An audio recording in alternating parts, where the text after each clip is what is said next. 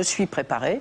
Après, la seule chose qui compte, parce que pour moi, la politique, c'est pas une carrière, c'est de se dire à tout moment où suis-je le plus utile. Voilà. Et j'ai toujours pris mes responsabilités, les Français le savent, et je les prendrai.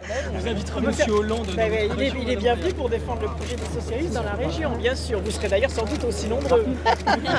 Il y a aussi des raisons personnelles à ce front anti-Hollande. Les relations de Ségolène Royal avec son ex-compagnon sont extrêmement tendues. Elle n'a aucune intention de se rallier à lui.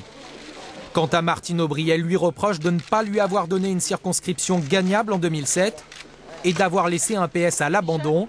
Les toilettes bouchées, j'ai dû moi-même les réparer, avait-elle lancé peu après sa prise de fonction. Que ceux qui veulent faire des combinaisons fassent des combinaisons. Moi, je dois faire non pas des arrangements, mais un accord avec le pays. Bon, là, c'est la merde, non.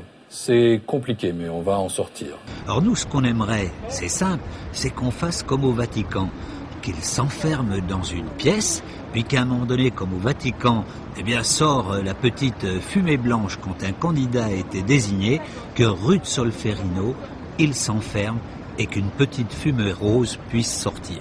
Claude Guéant a annoncé que le démontage des panneaux annonçant la présence de radars allait être suspendu.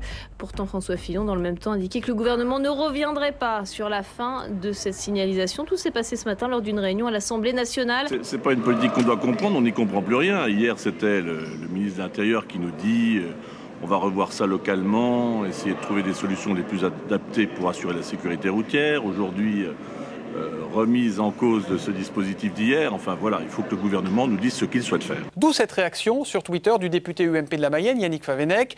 Ça va finir par un printemps des députés si le gouvernement continue à nous prendre pour des cons, avec, vous le voyez, 4 points d'exclamation. Il faut que nous maîtrisions les flux migratoires.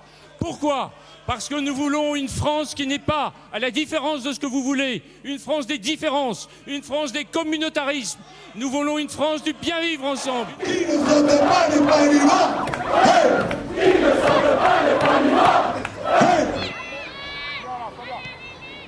Oh là là là, est-ce que Muselier va marquer? Non. Voilà. C'est là où voilà, la droite montre ses points faibles.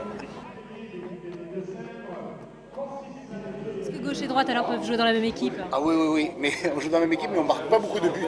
C'est assez impressionnant. C'est plutôt les autres qui en marquent.